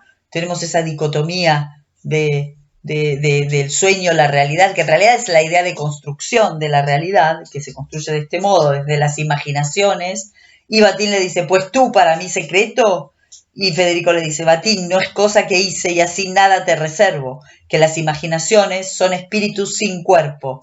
Lo que no es ni ha de ser no es esconderte en mi pecho. Y Batín le dice: y si te lo digo yo, negarásmelo. Y Federico le dice: primero que puedas adivinarlo, habrá flores en el cielo y en este jardín estrellas. Y Batín le dice: pues mira cómo lo acierto, que te agrada tu madrastra. Y estás entre ti diciendo. Y Federico dice: no lo digas, es verdad. Pero yo, ¿qué culpa tengo? Pues el pensamiento es libre, y tanto que por su vuelo la inmortalidad del alma se mira como el espejo. Entonces fíjense cómo esto que Federico no puede decir, y Batín lo está tratando de decir por él, y esto, digo, cierra como en esta especie de máxima de Batín que repica el sentido común que les decía yo hace un rato, en el verso 989, que dice: bien puedes, con presupuesto de que era mejor Casandra para ti. Es decir, todo lo que el espectador ya vio y ya se dio cuenta, bueno, Batín lo expresa. Pero fíjense cómo para Federico es todo imposible, es todo pensamiento, es todo imaginación, es todo sueño, es todo discurso, a pesar de que primero Batín y después la propia Casandra le van a pedir que ponga en palabras o que ponga en realidad esa situación. Y ahí es donde está esta separación entre entre Federico y Segismundo, ¿no? Porque Segismundo todo el tiempo es capaz de actuar. Es decir, Segismundo primero actúa sobre la realidad y luego reflexiona sobre ella. Federico no, Federico es puro discurso, y lo que es importante es que es puro discurso conceptista, ¿no? Estructurado con paralelismos, con bimembraciones, es decir, es un discurso que es capaz de construirse esta realidad bastante bien armada, pero que es imposible de ir un paso más para allá. En cambio, Segismundo, pese a estar encerrado, también construye una realidad por silogismos, pero además de hablar, actúa sobre esa realidad. Y ahí es donde tenemos que pensar, bueno, que el castigo, además de todo lo que estamos hablando, también es una obra que lo que está haciendo es tematizando la libertad del ser humano. Si nos quedamos con el castigo como una obra exclusivamente que tematiza el honor, que tematiza el poder, que tematiza una historia de amor, es decir, si nos quedamos solamente con la trilogía Amor, Honor y Poder, la verdad que no le estamos haciendo demasiada justicia a la obra. La obra en realidad es un preguntarse sobre la libertad del ser humano, es un preguntarse sobre la acción, es un preguntarse sobre la inacción, ¿sí? Es un preguntarse sobre cómo las acciones individuales influyen sobre las acciones del otro y de la otra. Bueno, es todo eso, y todo eso se puede ver de manera bien clara, me parece, en el personaje de Federico y en el contraste. Yo no sé si en algún momento ustedes leyeron La vida es sueño, si en algún momento les interesa leerla, pero tengan presente este contraste Federico-Segismundo, porque me parece que es fundamental para entender mejor el castigo y para sacarle un poco ese sabor de tragedia, de honra, o el duque héroe trágico al que nos tiene o nos tuvo acostumbrados y acostumbradas la crítica. Esto es más o menos lo que podemos ver en estos dos actos, en el acto segundo y en el acto tercero. Federico está bastante construido también como personaje, bastante bajo el signo de la melancolía, de la misma manera que Segismundo. Y en Federico la ironía trágica se reformula también en los mismos términos que en El Caballero, con esta dialéctica vida-muerte que en El Caballero tenía que ver con el amor y en Federico tiene que ver con la misma, tiene que ver con el amor, pero tiene que ver sobre todo con la imposibilidad de expresar ese amor como una especie de imposibilidad existencial, ¿no? Que es un poco lo que vinimos diciendo. Segismundo también, en realidad es un poco, podemos pensarlo también que en El Castigo el amor sería como la excusa para dramatizar la toma de conciencia del hombre barroco de algunas cuestiones que lo inmovilizan o lo disparan hacia la acción. En este punto, en el acto segundo, también es fundamental la recurrencia a los mitos de Federico. O sea, hace un rato decía que Federico hablaba en un lenguaje conceptista, construyendo estructuras complejas de argumentación. Bueno, lo mismo hace con los mitos, es decir, recurre a los mitos para no decir lo que tiene que decir. Es como un manejo bien perifrástico del sentido, y esto tiene que ver entonces con esta incapacidad de actuar. En el acto tercero, fíjense que hay una primera inversión de papeles con su padre. Si Federico termina siendo él quien supuestamente es el padre de la descendencia que se entiende que Casandra está embarazada. Esto lo hace doblemente trágico y en algún punto posee, pero no puede ejercitar la libertad para elegir por fuera de los códigos, ¿no? O sea, el código del honor, el código del palacio, finalmente termina como ahogando a Federico y produciendo su muerte. Acá tengo algunos ejemplos del acto segundo. Esto que estuvimos hablando otra vez, ¿no? Un ejemplo parecido de esta imposibilidad de hablar, que con el solo con el que puede hablar es con Batín. Y después tenemos un ejemplo de lo que es la glosa, que es como el modo en que Federico habla con Casandra, ¿sí? Otra vez dando rodeos. Acuérdense que la glosa era eso, ¿no? Era como una estrofa y después venía toda la amplificatio de esa glosa. Bueno, en este caso, esta glosa de alguna manera reformulada, son unos versos de Jorge Manrique nuevamente, ¿sí? En ese punto podemos pensar que El Castigo está mirando a la poesía, también al modo así conceptista de construir poesía, a la poesía castellana frente a la poesía gongorina, pero por otro lado también podemos argumentar que también El Castigo está mirando al caballero, ¿no? Entonces no es casual que se recupere esta glosa, acuérdense la glosa del caballero, y esta glosa encima que es reconocible en otra de Jorge Manrique. La de Manrique es al revés, es sin Dios, sin vos y sin mí, pero bueno, está ahí presente y además es importante en tanto modo de comunicarse de Federico. Y el ejemplo del acto tercero es un ejemplo que en realidad tiene que ver con esto de justamente de una especie de definición de Federico como cobarde, digamos. Basta el tiempo que tan ciego el amor nos ha tenido, cuando en realidad le está anunciando a Casandra que se va a casar con Aurora. Y fíjense que ahí la que reacciona como heroína es Casandra, ¿sí? Que justamente le dice cobarde, malnacido. Le está explicando un poco cómo es la situación, una situación de la que el único para el que está ciego es Federico.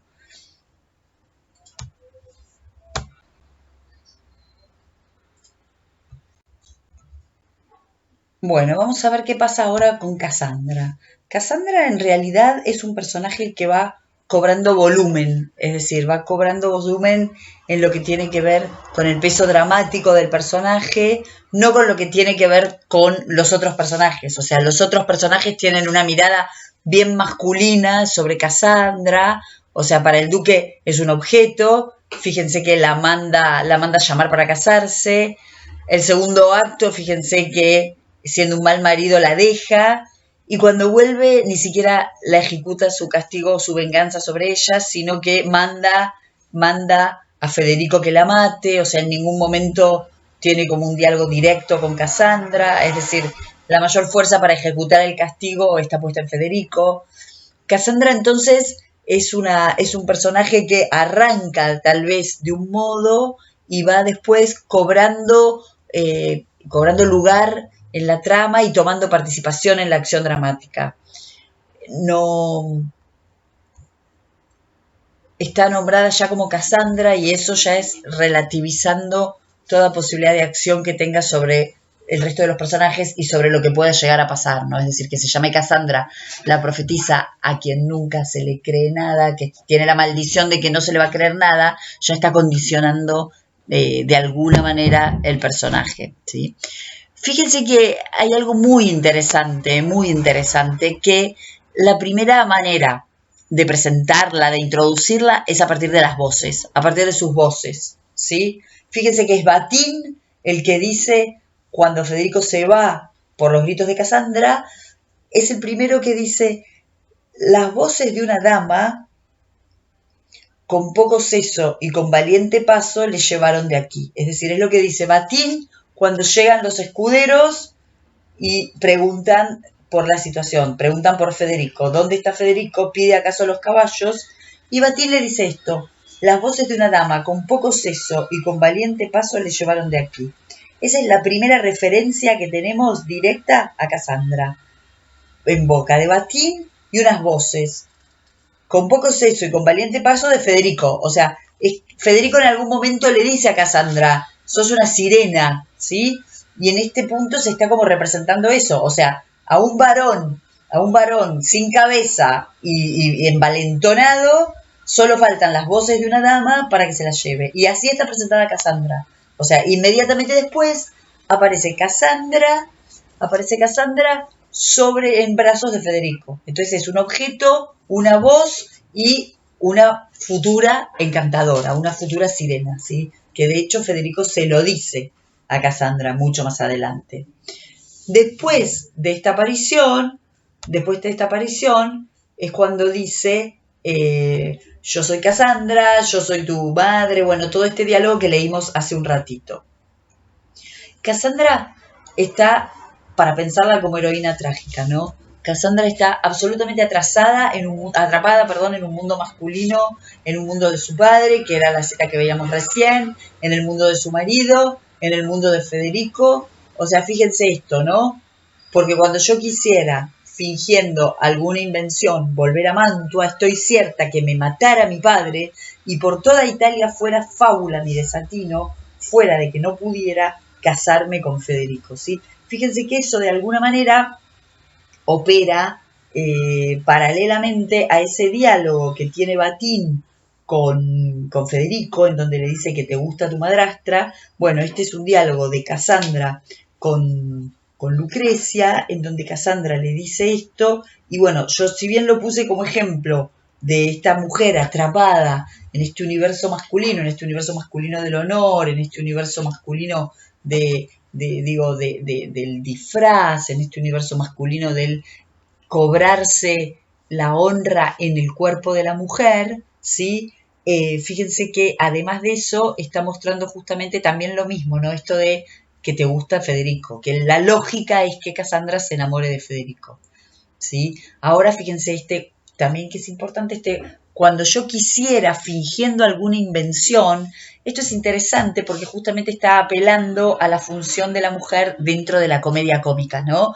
En una comedia cómica el desenlace seguramente hubiera sido hubiera fingido alguna invención, no sé, una enfermedad, un supuesto enredo amoroso del duque, bueno, algo, se hubiera vuelto a Mantua, Federico lo hubiera ido a buscar, bueno, hubiera terminado con un final feliz. Digo, esto también es interesante para pensarlo.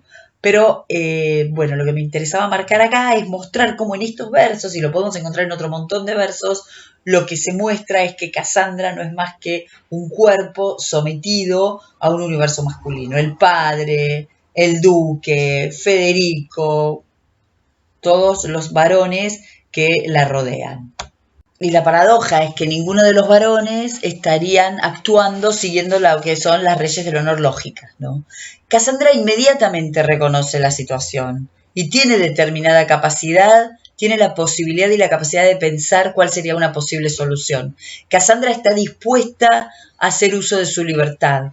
Eso que los varones son capaces de ver, el duque, y capaces de accionar, Federico, Cassandra lo tiene clarísimo, ¿sí? Lo tiene clarísimo y tiene que ver con su capacidad de pensar su libertad. Imposible, pero bueno, por lo menos capacidad de pensarla.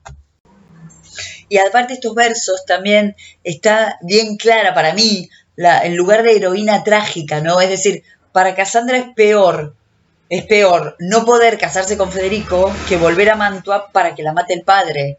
Es decir, no tiene tanto miedo a que el padre la mate, sino que la situación de irse es que no se puede casar con Federico. No tiene miedo de que el padre la mate, no tiene miedo de que su nombre corra por toda Italia como fábula, sino que va a hacer todo eso, va a pasar todo eso y además no se va a poder casar con Federico. Es decir, ahí está el núcleo trágico del castigo, ahí está la heroína trágica, ¿sí? Ahí está donde tenemos que ir a buscar un sujeto, una sujeta atada a unas leyes del destino que quiere, pero no puede desatar, ¿no? Fíjense que después lo que tenemos es que algo que mencioné, pero que también está, y está bien para pensarlo en el contexto de lo que son las obras de teatro en este tiempo, lo que hace el teatro de Calderón, lo que es La vida es sueño, tenemos como bastantes escenas de teatro dentro del teatro, ¿sí?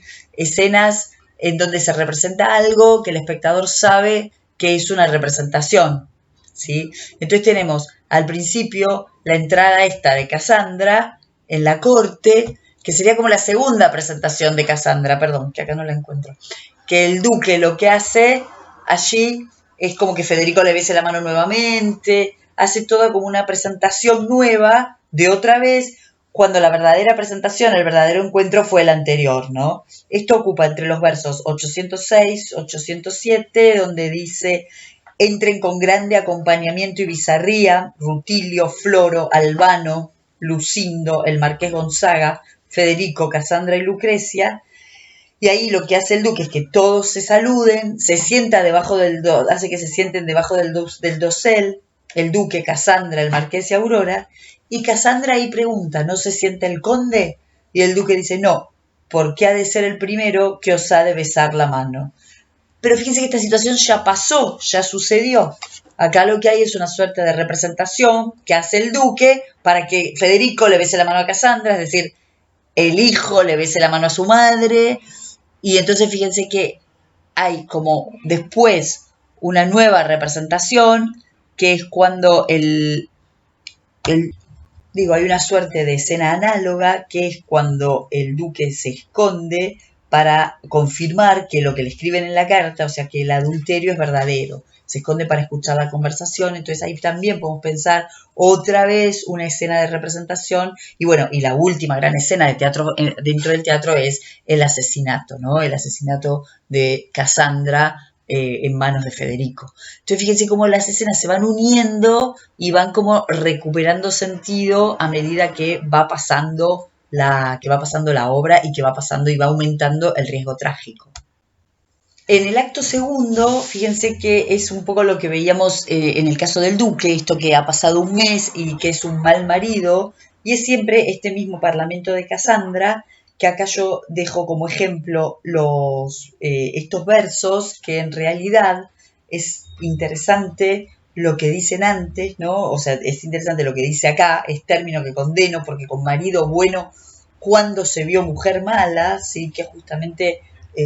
es una toma de posición bastante fuerte sobre el lugar dentro del matrimonio, ¿no? De la relación dentro del matrimonio de marido y mujer.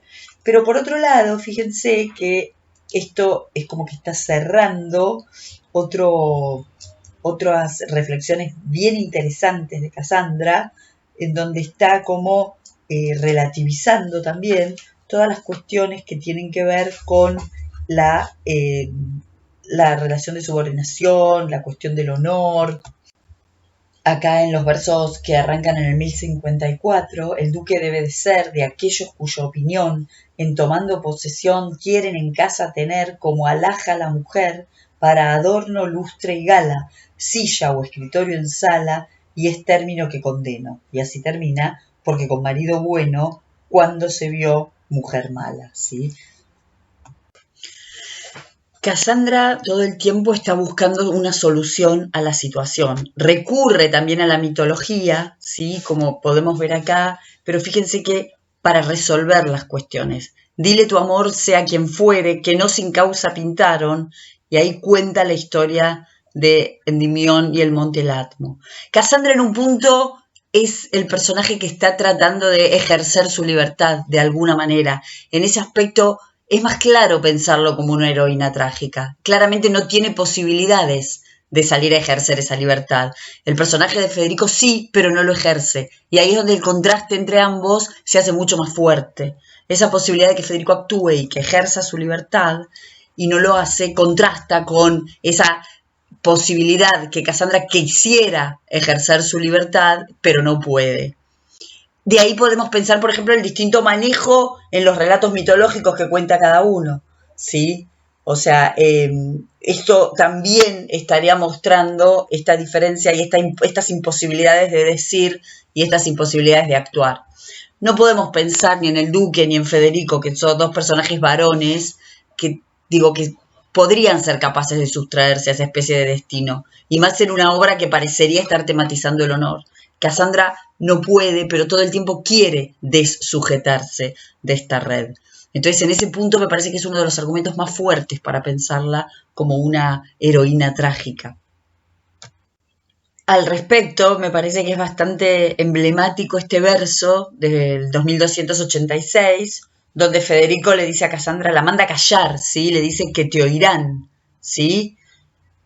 O sea, para ver un poco la evolución de este personaje y estas diferencias, y esto se suma en el desenlace a que es Federico quien la mata a Cassandra, ¿no? Fíjense que este diálogo en eso es como adelanta esta idea, ¿no? O sea, Federico la mata porque el padre la manda a matar, o sea, quíteme el duque 1000 vidas, pero no te has de casar. Fíjense cómo acá funciona perfectamente también la ironía trágica, ¿no? Y entonces tenemos como este final que ya estuvimos hablando, que tiene que ver con esta escena de teatro dentro del teatro, con esta problemática de si hay justicia, hay venganza, si el duque actúa como un hombre público, y esa es la justificación para decir que en realidad no hay venganza sino castigo, y todos estos elementos que en realidad a lo único que nos llevan es a pensar que justamente esta solución se da en una solución que se da en un universo absolutamente masculino, ¿no? Y desde ese universo que que la crítica se disputa si el heroísmo trágico corresponde al duque y a su metamorfosis luego de volver vencedor, si corresponde a Federico, ¿sí? Por su imposibilidad de sustraerse a los designios del padre. Y la verdad que en realidad desde este universo masculino, en donde, como ya decía hace un rato, la temática de la obra es exclusiva del amor, el honor, el poder, el cuerpo, no está contemplada la posibilidad de un debate sobre la libertad en el cual Federico está de alguna manera igualado a Cassandra y Cassandra se termina por constituir en la verdadera heroína trágica. Este final, además, lo que nos muestra es el funcionamiento que ha tenido el espacio a lo largo de toda la obra, ¿sí? Un espacio que termina asfixiando a los personajes y a esos otros personajes que optan por escapar cuando la situación se vuelve absolutamente incontrolable y el final trágico se avecina. Y claramente es algo que se puede ver. Tanto Aurora como el Marqués deciden irse y junto a ellos también decide desaparecer Batín, ese gracioso que, como dijimos, no oficia de manera como un gracioso tradicional de las obras de Lope. En resumen, El Castigo nos está presentando una obra con una matriz diferente, en una época diferente de la comedia, y un Lope que está tratando de, como dice en la dedicatoria, en la suelta que estuvimos viendo, que viene con un subtítulo, cuando Lope quiere, quiere. ¿Qué significa esto? Esto lo interpreta Rosas de una manera, pero lo que podemos pensar es que cuando Lope quiere dramatizar el problema de la libertad, más allá de todo anclaje con los temas, digamos, de moda de la comedia, lo puede hacer y lo logra, y cuando Lope quiere hablarnos en el siglo XXI y proponernos la posibilidad de verificar cómo una mujer sometida a unas redes del destino, del universo masculino, de la violencia, de las convenciones sociales, de alguna manera puede sustraerse, aunque esa sustracción sea la muerte, pero puede, pervivir como un personaje con un gran espesor dramático frente a los otros dos personajes varones que en realidad no son más que eso, ¿no? Que dos personajes que son incapaces de resolver el gran problema que tiene el hombre en el barroco, que es el problema de la libertad. O sea, Casandra, pese a su nombre, pese a todo lo que evoca con su nombre y pese a lo que la obra nos está diciendo, termina, muriendo, pero de alguna manera termina muriendo en su libertad, ¿no? Es decir, diciendo lo que siente, gritando a pesar de que la oigan, y bueno, finalmente estamos frente a una tragedia y eso no debemos perderlo de vista. Bueno, por esta clase tan larga les dejo ahora 3 canciones que no tienen mucho que ver con la obra, pero algo tienen que ver, y esta es la última clase, así que bueno, nos vemos el miércoles con los que nos vemos y con el resto nos veremos en algún momento. Muchas gracias y hasta luego.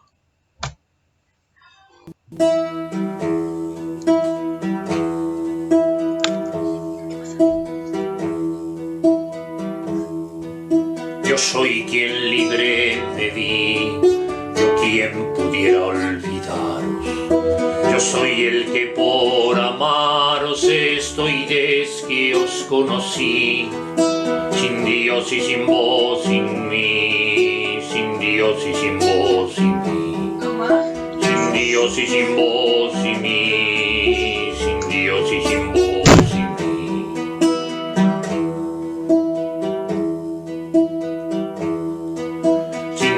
Porque vos adoro, sin vos pues no me queréis, pues sin mí ya está de coro que vos sois quien me tenéis. Sin Dios y sin vos, sin mí, sin Dios y sin vos, sin mí. Sin Dios y sin vos, sin mí, sin Dios y sin vos, sin mí.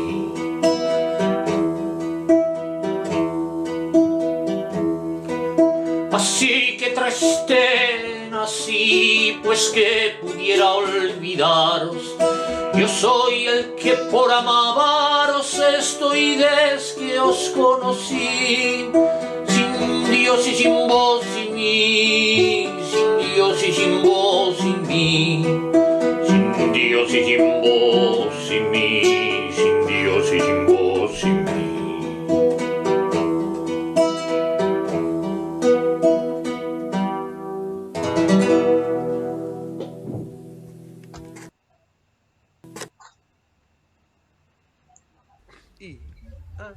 Desnuda de frío y hermosa como ayer, tan exacta como 2 y 2 son 3.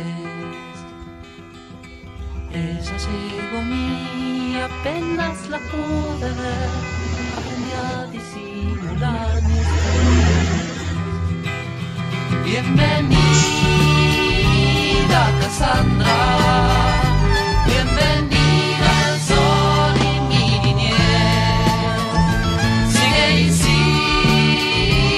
Bailando alrededor, aunque siempre seamos pocos los que aún te podamos ver.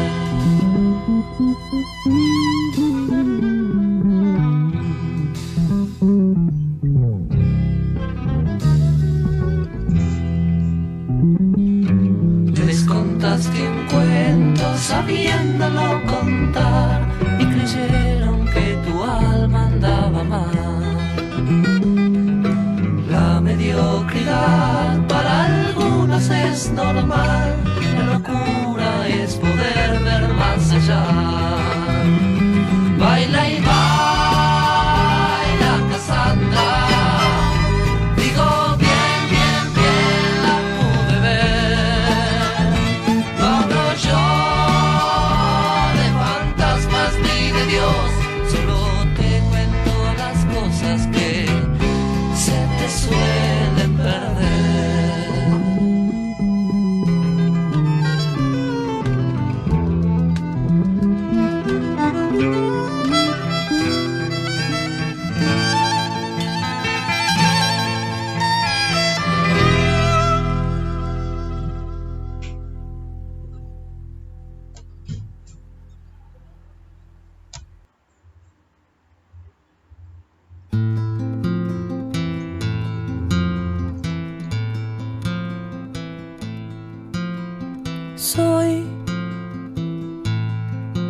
pecadora, los santitos huyen de mi agenda.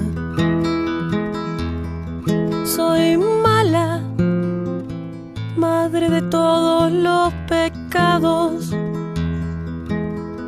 Perra, perra mala. Las velas dudan si a mi altar echarle mano o con la excusa de un soplo dejarme en la oscuridad. Las velas dudan si a mi altar echarle mano o con la excusa de un soplidito dejarme en la oscuridad. Haber sabido que tu amor me dejaba de este lado, igual me hubiera animado, porque no doy marcha atrás.